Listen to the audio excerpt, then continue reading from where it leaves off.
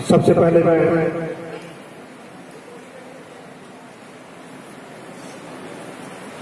आज की अध्यक्षता कर रहे हमारे सम्मानित अध्यक्ष माननीय केवी सिंह जी और आज की मुख्य अतिथि के रूप में हमारे मंच पर विराजमान हमारे सम्मानित राष्ट्रीय अध्यक्ष डॉक्टर दीनानाथ मौर्य जी, हमारे मंच में उपस्थित आज के विशिष्ट वक्ता के रूप में जवाहरलाल नेहरू विश्वविद्यालय महाराजगंज के सम्मानित प्रोफेसर विनोद कुमार कुशवाहा जी और सम्राट अशोक क्लब के राष्ट्रीय संयोजक राजेश कुमार मौर्य जी और आज के मंच पर मंचासी हमारे परिवार की एक महान विदुषी संघमित्रा जी, आप सभी का सम्मान करते हुए सबसे पहले मैं अपने देश के राष्ट्रीय ध्वज का नमन करते हुए भारतवर्ष विभिन्न जातियों, विभिन्न संप्रदाय, विभिन्न संस्कृतियों का देश है और सारी संस्कृतियों को एक सम्मान के साथ एक सूत्र में बांध कर रखने की क्षमता रखने वाला हमारे देश का राष्ट्रीय धर्म ग्रंथ भारतीय संविधान का नमन करता हूं।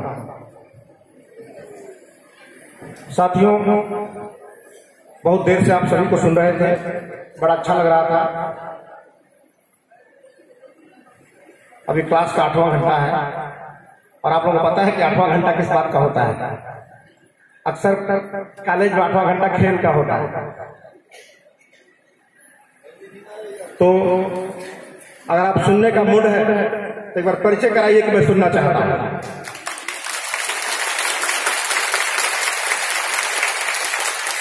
क्योंकि जैसे व्यक्ति के जीवन में एक नारी का महत्व होता है, उसी तरह किसी भी जगह ताली का महत्व होता है। ताली दो तरह की होती है। एक ताली ऐसी होती है जो बंद दरवाजे के ताले को खोलती है और एक ताली ऐसी होती है जो बंद दिमाग के दरवाजे को खोलती है।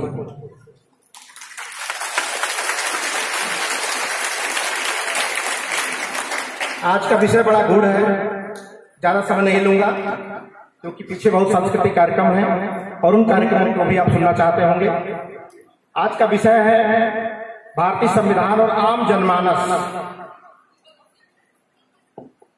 अब विषय इतना गूढ़ है, चाहे जितना भी गूढ़ हो, लेकिन यह बात आम जनमानस तक जानी चाहिए थी।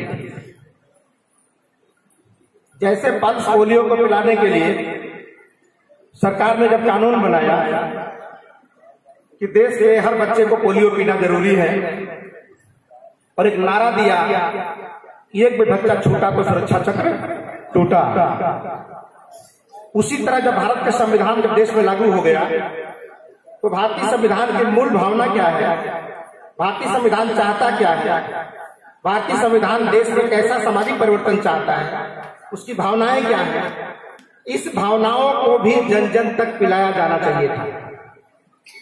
और पिलाने के लिए एक आयोग गठित करना चाहिए था, वो गांव गांव जाकर पिलाए। जैसे पोलियो का हम जब पिलाते हैं तो खाली कानून बनाने से लोग पोलियो नहीं पी लिए थे। जब लोग बूथ पर आकर नहीं पी रहे थे तो घर घर जाकर पिलाया जाता था। तभी भरोसा नहीं होता था तो उंगली पे दाग लगाया जाता था कि पता चले कौन पिया है कौन नहीं पिया है। उसी तरह भारतीय संविधान की भावनाओं को जन जन तक पहुंचाना चाहिए था, इस कदर कि उसके उंगली पर दाग लगे। इसके अंदर हिंदू मुसलमान की भावना है, इसके अंदर भारतीय संविधान की भावना है। अब उंगली का दाग नहीं लगा है तो पता ही नहीं चलता कौन यहाँ भारतीय है और कौन नहीं है। क्योंकि जब किसी के सामने हम गर्व से मुसलमान होने की बात कहते हैं कि मैं मुसलमान हूं, तो सामने वाले के सामने ये भ्रम होता है कि शिया है कि सुन्नी है। भ्रम होता, मुसलमान कहने से काम नहीं चल जाता। सामने वाला भ्रम में रहता है कि शिया है कि सुन्नी है, तो उसे बताना पड़ता है कि मैं शिया मुसलमान हूं कि सुन्नी मुसलमान हूं। उसी तरह से कोई व्यक्ति अपने को हिंदू कह देता है तो काम नहीं चलता। वो हिंदू कहने के बाद भी भ्रम में रहता है कि वही है कि कोरी है कि चमार है कि बावन, वो भ्रम में रहता है। हिंदू कहने से काम नहीं चल जाता है। लेकिन अगर हम अपने आप को भारतीय कह देते हैं तो सारे भ्रम मिट जाते हैं।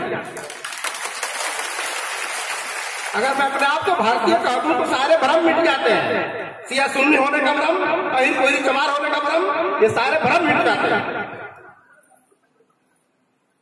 और जब ये भ्रम मिट जाते हैं, और इसी भ्रम मिटने की वजह से और इसी भ्रम को मिटाने के लिए भारतीय संविधान की रचना की गई। क्योंकि इस देश में दो संस्कृतियां शुरू से संघर्षरत रही। एक संस्कृति ऐसी है जो छूत अछूत, ऊंच नीच, ढोंग पाखंड को बढ़ावा देती रही है, जो हिंदुस्तानी संस्कृति कहलाती है। जो गर्व से हिंदू कहते हैं वही संस्कृति को फॉलो करते हैं।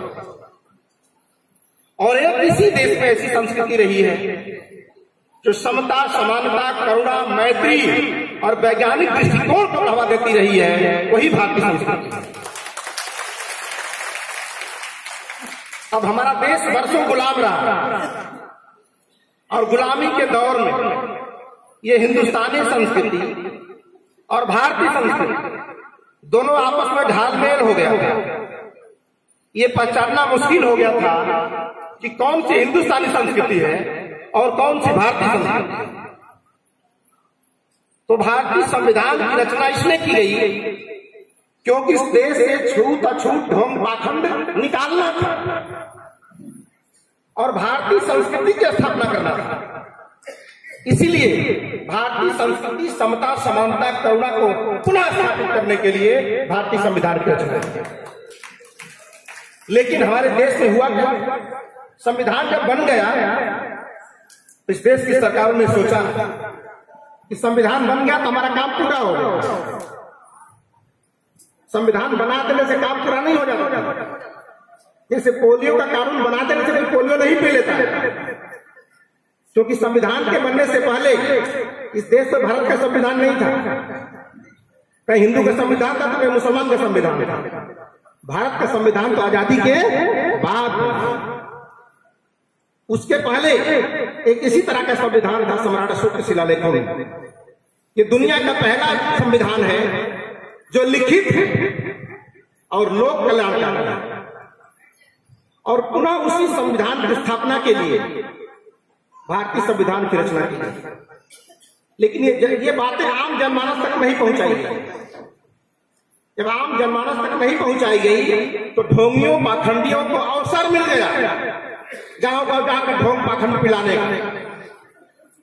और ऐसा पिलाया कि लोग अपने आप को भारतीय न कह करके गर्व से हिंदू और गर्व से मुसलमान कहना शुरू कर दिए। भटक गया पूरा देश। और गर्व से हिंदू और मुसलमान कहने से और कुछ हो चाहे ना हो, लेकिन बवाल तो देश में होगा ही, इसमें कोई संदेह नहीं। और इसी बवाल से बचने के लिए भारतीय संविधान की रचना की गई। और हमारे देश के आम जनमानस में क्या है कि जो उन्हें जानना है वो तो नहीं जानते, और जो नहीं जानना है वो डट के बैठे हुए हैं। जैसे मैं किसी व्यक्ति से पूछता हूं, आम आदमी से, कि आपका जीवन कैसा चल रहा है, तो लोग बोलते हैं कि ऊपर वाले की कृपा से बड़ा अच्छा चल रहा है। अब ये ऊपर वाले की कृपा से अच्छा चल रहा है कि भारत के संविधान की कृपा से अच्छा चल रहा है, उन्हें कौन समझाएगा। आज जो पढ़े लिखे हैं, इसी देश में एक ऐसी संस्कृति थी जो पढ़ने लिखने से मना कहती थी कि पढ़ने लिखने हो या काज, हर जोतने घरे आई अनाज। पढ़ने लिखने से समय बर्बाद होता है और हल चलाने से घर में अनाज आता है। ऐसी संस्कृति। तो जो पढ़ने लिखने का अधिकार हमें मिल गया, अब पढ़ने लिखने के बाद जब नौकरी मिल जाती है उसे, तो जाके किसी भगवान को लड्डू चढ़ाता है।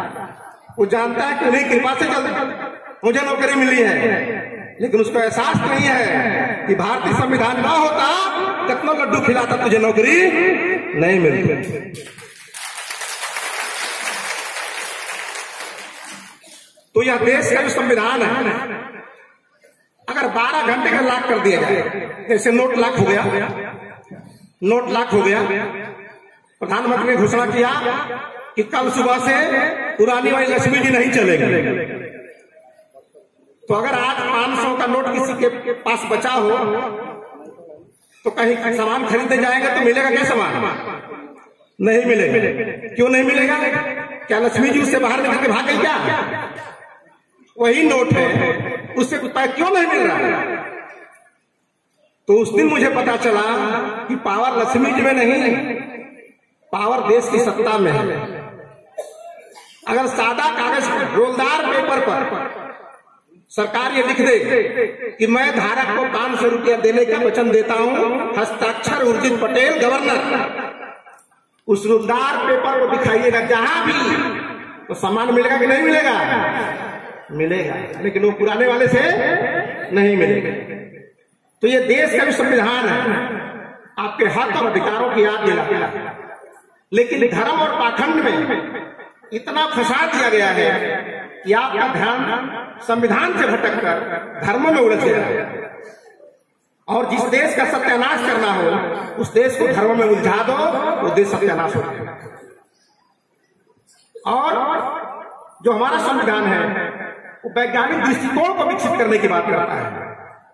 और आज पूरे देश में अखबार से लेके, रेडियो से लेके, दूरदर्शन से लेके, नेताओं से लेके सब लोग वैज्ञानिक दृष्टिकोण को समाप्त करके पूरे देश में ढोंग पाखंड का माहौल बनाने का प्रयास कर रहे हैं। अब देश की सुरक्षा भारतीय सैनिक नहीं करेंगे। सरकार बोल रही है कि अब देश भारत के सैनिक की सुरक्षा कर ली है, अब दिल्ली में यज्ञ हो रहा है, राष्ट्र रक्षा यज्ञ। अब राष्ट्र की रक्षा यज्ञों से होगी, मंत्रों से होगी। और ऐसे ही मंत्र से एक बार सोमनाथ के मंदिर की रक्षा करने का प्रयास किया गया था, और मंत्र पढ़ते रह गए, और मोहम्मद गजनवी पूरा मंदिर लूट के चला गया। तो जो मंत्र एक बार फेल हो चुका है, जो दवा एक्सपायरी डेट हो चुकी है, उसी को बार बार खाओगे तो स्वास्थ्य अच्छा नहीं रहेगा। तो अब सर्जिकल स्ट्राइक न करके अब रिलीजियस स्ट्राइक करने का प्रयास किया जा रहा है, और ये बड़ा खतरनाक है। और जो लोग ऐसे विचारधाराओं के साथ खड़े होंगे, सम्राट अशोक क्लब उनका साथ नहीं देगा। सम्राट अशोक क्लब उनका साथ नहीं देगा। हम उनके साथ खड़े रहेंगे जो भारतीय संविधान की भावनाओं को आगे बढ़ाने का काम करेगा, राष्ट्रीय प्रतीकों के सम्मान को आगे बढ़ाने का काम करेगा। भले हम अकेले हैं, लेकिन गलत के साथ खड़े नहीं रहेंगे। तो आज हम संविधान की बातों को ठीक से, ये तो सम्राट अशोक क्लब की देन मानिए कि लोगों को संविधान का दर्शन हो रहा है मंच पर।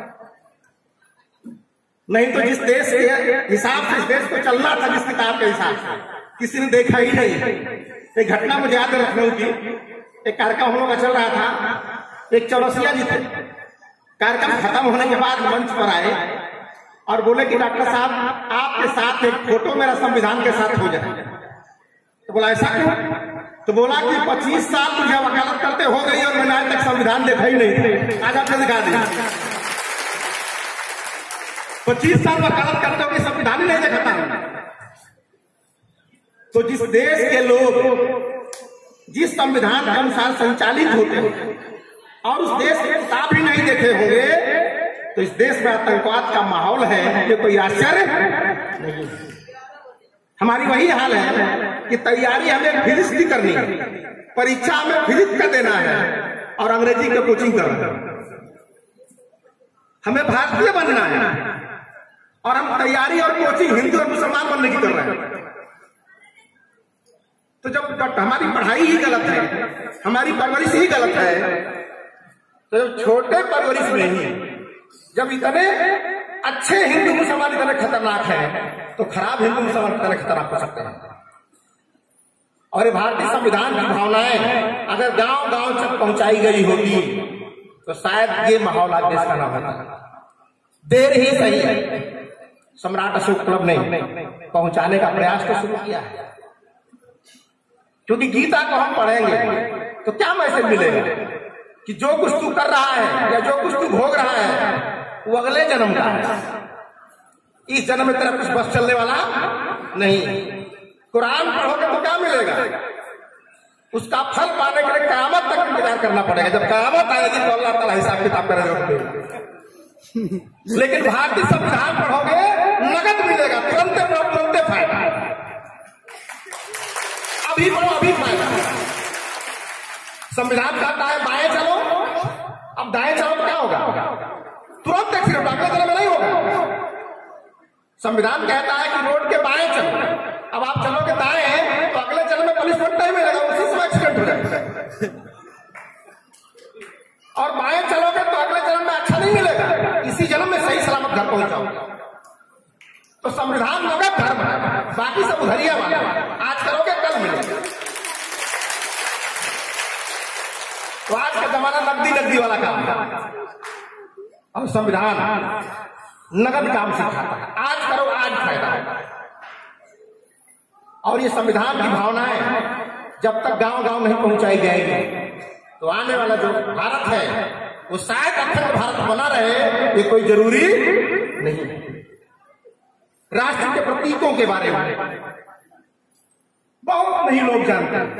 अच्छे अच्छे पढ़े लिखों से मैं बात करता हूं, जहां 100 का समूह बैठा है, मैं पूछता हूं कि आपका राष्ट्रीय चिन्ह क्या है, तो नहीं जानता। कोई अशोक चक्र बोल देता है, कोई सांड बोल देता है, कोई बैल बोल देता है। हम पर ये देश भारत है जहां का राष्ट्रीय प्रतीक चिन्ह लोग नहीं जानते हैं। इससे बड़ी दुर्दशा क्या हो सकती है हमारे देश में? तो तब हम लोगों को पता चला कि जिस देश के लोग अब चाहे अगर देश में राष्ट्र भावना पैदा करनी है तो प्रतीक चिन्ह क्या मुझे देखना होगा। जैसे हम बाजार जाते हैं तो जिसको भूलने की आदत है वो क्या करता है कि हम बाजार जाके भुला न जाए क्या खरीदना है, तो रुमाल गठिया के पैकेट में रख लेता है, गमछा गठिया लेता है कि बाजार जाऊंगा तो गठिया जब ठेकेगी तो समझ जाऊंगा कि कुछ खरीदना है। तो उसी तरह हमारे देश के लोगों को जब भारतीय बनना है, राष्ट्रीय बनना है, राष्ट्रवादी बनना है, तो हमको सोते जाते उठते बैठते चाहे जहां भी जाऊं वहां मंदिर मस्जिद दिखाई दे चाहे न दे, लेकिन राष्ट्र चिन्ह दिखाई देना चाहिए। क्योंकि जिस चीज को बार बार देखेंगे उस मन में भावना वैसी ही पैदा होगा। जब मंदिर रोज देखोगे तो हिंदू बनने का भाव पैदा होगा, दिन भर मस्जिद देखोगे तो मुसलमान बनने का भाव पैदा होगा, लेकिन दिन भर जब राष्ट्रीय चिन्ह देखोगे तो भारतीय होने का भाव पैदा होगा। इसलिए सम्राट अशोक क्लब ने जगह जगह पूरे भारतवर्ष में राष्ट्र चिन्हों के निर्माण की मुहिम छेड़ी है, क्योंकि दुनिया को पता है कि जब भारत में लाट थे तब हम सम्राट थे, अब लाट ही नहीं तो सम्राट नहीं। जिस दिन 84,000 फिर से लाट खड़ी हो जाएगी, बताने की जरूरत नहीं पड़ी है, जो आपका सपना साकार होने वाला है वो ऑटोमेटिक हो जाएगा। क्योंकि सूत्र कितना भी बढ़िया हो, फार्मूला कितना भी बढ़िया हो, जब तक उसमें हम मान नहीं रखेंगे उत्तर नहीं आएगा। A+B का होल स्क्वायर ये सूत्र है, तो जब तक A का मान नहीं रखेंगे, B का मान नहीं रखेंगे, तब तक उत्तर नहीं आएगा। सम्राट अशोक का शिलालेख में लिखा है, ये शिलालेख जो मैं लिखवा रहा हूं इसलिए लिखवा रहा हूं ताकि हमारे विचार चिरस्थायी रहे और कल्प के अंत तक बना रहे, और आने वाले मेरे नाती पोते प्रपौत्रों को भी विश्व विजयी होने की प्रेरणा मिलती है। अब जो प्रेरणा स्रोत ही नहीं रहा, तो जब स्रोत ही समाप्त हो जाएगा तो कुआं में पानी कितना देर तक रहेगा? तो जब तक रहा चलता रहा, आज सूख गया।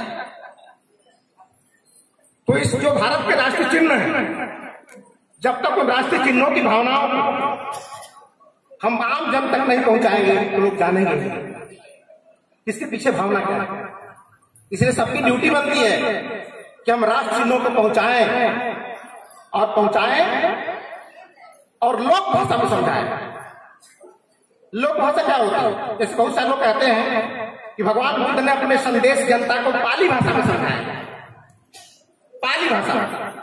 लेकिन मैंने कहा नहीं, भगवान बुद्ध ने अपने संदेशों को पाली भाषा में नहीं समझाया, भगवान बुद्ध ने अपनी बातों को लोक भाषा में समझाया। ये अलग बात है कि उसमें लोक भाषा पाली थी, उसमें लोक भाषा पाली थी। तो आज का संविधान जब अंग्रेजी में लिखा रहेगा तो कितने लोग जानेंगे कि हमारा संविधान क्या है? तो अंग्रेजी में लिखने का मतलब हो गया कि देश के लोग संविधान जाने ही ना पाए।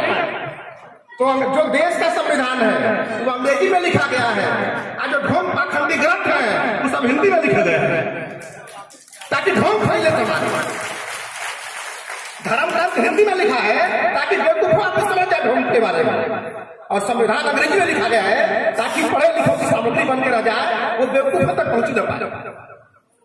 और जब नहीं पहुंचेगा तो जब देश की जनता, जब दुनिया में शासन करना है तो शासन करने का एक बड़ा सूत्र होता है कि जब तक जनता बेवकूफ नहीं रहेगी तब तक शासन उस पर नहीं किया जा सकता है। तो जनता पर शासन करने के लिए जनता का बेवकूफ होना जरूरी है। अब अशोक का रूल उल्टा था कि जनता को समझदार बना देना है, तो उन्होंने 84,000 स्कूल खोल दिया जगह जगह। जो बुद्ध विहार थे वो पूजा पाठ कर्मकांड करने के वो साधन नहीं थे, वो केंद्र नहीं थे पूजा पाठ का, वो बोर्डिंग स्कूल थे उस जमाने का, बोर्डिंग स्कूल।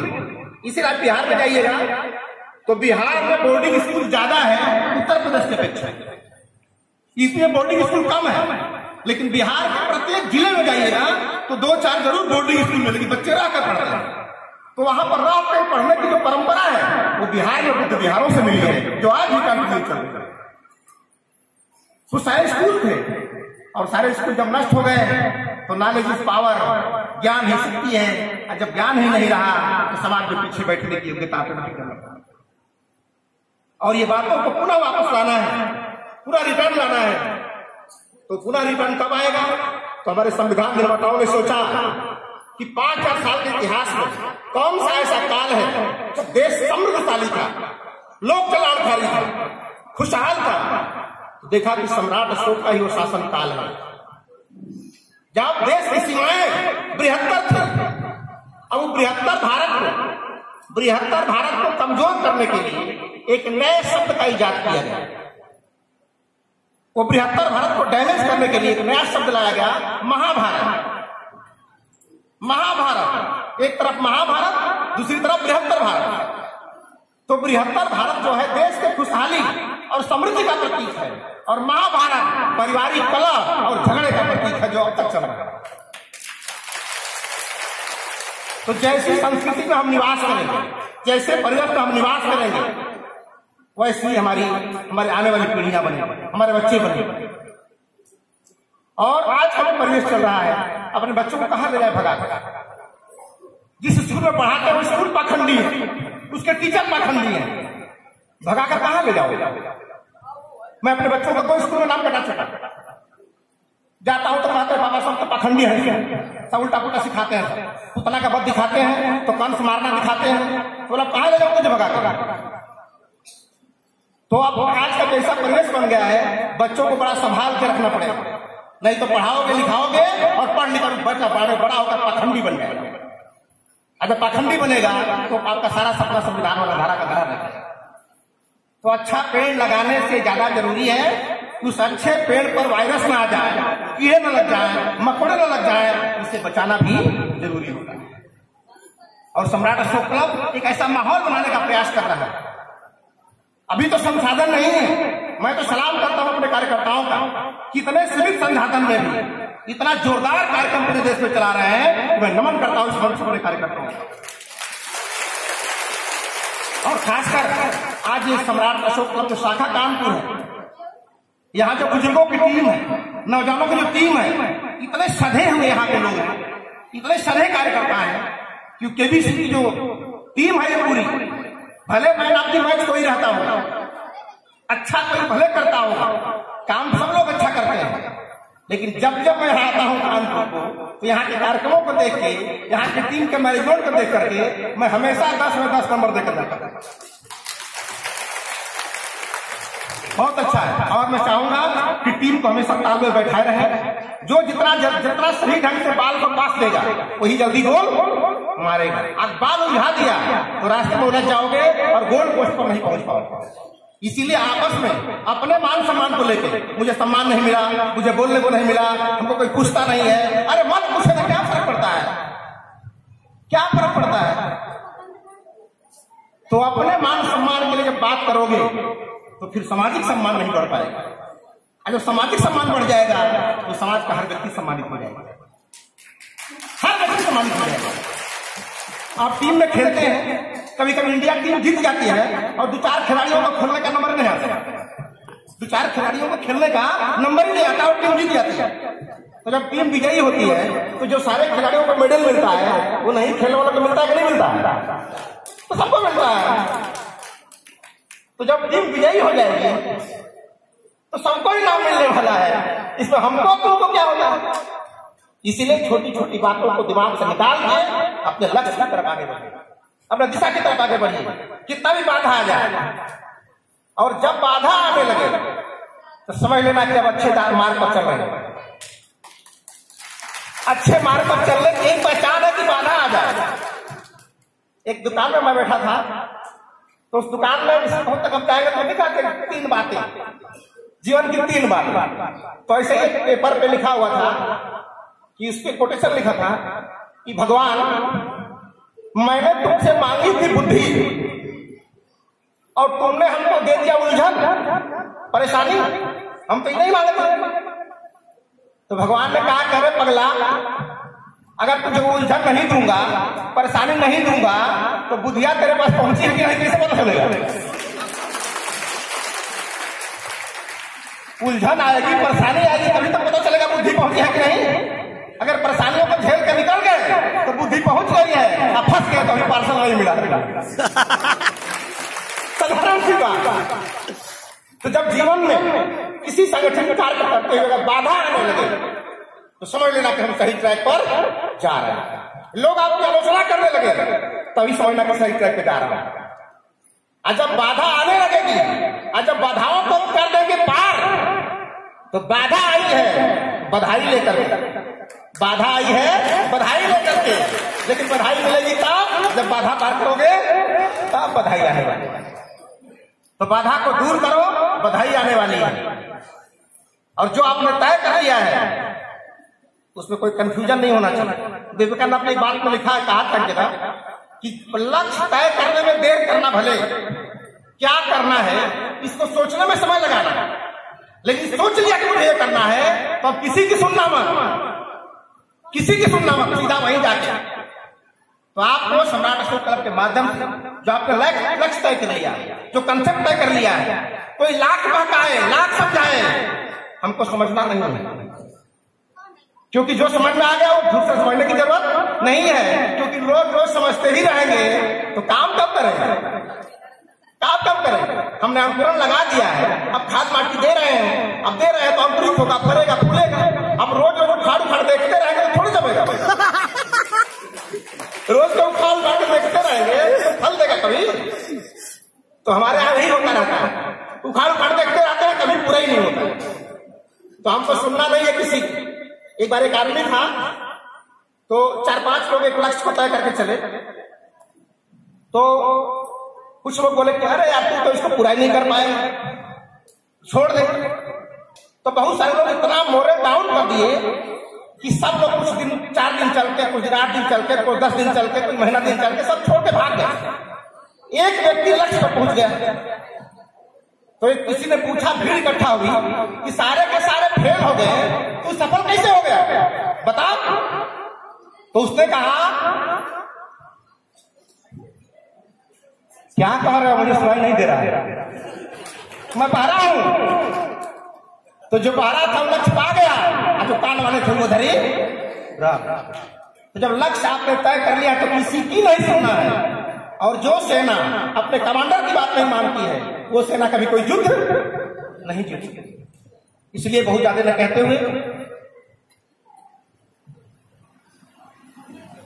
अभी बहुत सारे बच्चे, नौजवान बच्चियां तैयारी कर रही हैं, उनको भी सुनना है, उनकी भावनाओं को देखना है, क्योंकि वही हमारी रीढ़ है, वही नहीं रहेगा तो क्या होगा। इसलिए आज हमारी माताएं बहनें आई हैं, मैं नमन करता हूं माताओं बहनों का। कितनी खिलखिलाती धूप में जो आप चल रहे थे, दौड़ रहे थे, आपके बारे में कुछ ना कहूं तो फिर खाली रह जाए। आज औरतें मंगलसूत्र पहनती है अपनी शादी में। मंगलसूत्र का शाब्दिक अर्थ क्या होगा? इसकी आविष्कार इसका खोज भगवान बुद्ध ने किया। मंगलसूत्र, मंगल माने अच्छा, सूत्र माने फार्मूला। मंगल माने अच्छा, सूत्र माने फार्मूला। एक ऐसा फार्मूला जिसको पति और पत्नी अपना ले तो उनका जीवन मधुर से मधुरतम हो जाएगा। लेकिन आज औरतों को भ्रम हो गया है कि जितना महंगा मंगलसूत्र पहने रहेंगे उतना ज्यादा पति से पटेगी, पति से पटेगी। लेकिन मैं दावे के साथ कह सकता हूं कि जिसके गले में जितना ज्यादा महंगा मंगलसूत्र होता है उसके पति पत्नी में उतने ज्यादा बवाल होगा। इसलिए मंगलसूत्र पहनने की जरूरत नहीं है, मंगलसूत्र पर, फार्मूला पर मान रखने की जरूरत है, मान रखने की जरूरत है। और आज एक सूत्र बताऊंगा उस मंगलसूत्र, बहुत सारे मंगलसूत्र हैं, एक सूत्र की चर्चा करूंगा जिसकी वजह को न पालन करने की वजह से 97% समस्या आती है, क्योंकि सब परिवार के लोग बैठे। वो सूत्र खाली है कि सिर्फ हमें बोलना पता चल जाए कि किस शब्द को कब कहां कैसे बोलना है, तो परिवार की 97% समस्या समाधान हो जाएगी। सिर्फ बोलने कब कहां क्या बोलना है। इसीलिए शब्द संहारे बोलिए, शब्द के हाथ न पाओ, एक शब्द औषधि बने, एक शब्द करे घाव। शब्दों से ही ऐसे घाव हो जाते हैं जो बरसों नहीं भरते, और शब्दों से ही ऐसे मलहम लग जाते हैं जो बरसों का घाव मिनटों में भर जाते हैं। शब्दों से। और शब्द किस दुकान पर मिलता है? फ्री का मिलता है, तो पैसा नहीं लगता है। शब्द फ्री का मिलता है, और फ्री की चीज को हम ठीक से उपयोग करना नहीं जानते तो कीमती चीज का इस्तेमाल हम करने कहां से जानेंगे। इसीलिए बहुत ज्यादा न कहते हैं शब्दों का कंट्रोल करिए, शब्दों को समझिए, क्योंकि शब्दों पर क्लच गियर अगर ब्रेक आपने लगा दिया, जैसे गाड़ी में क्लच गियर ब्रेक ना हो तो गाड़ी कहां जाएगी? गड्ढे में। उसका मन जहां करेगा वहां जाएगा, आपका जहां मन करेगा वहां नहीं जाएगा। आपका मन करेगा वहां तब जाएगी जब उसके क्लच और गियर का सही तरीके से इस्तेमाल हम करेंगे। इसलिए मैं अंतिम कहते कहते इस बात को कह रहा हूं कि नदी की धार को देखकर पतवार बदलना सीखो। नदी की धार को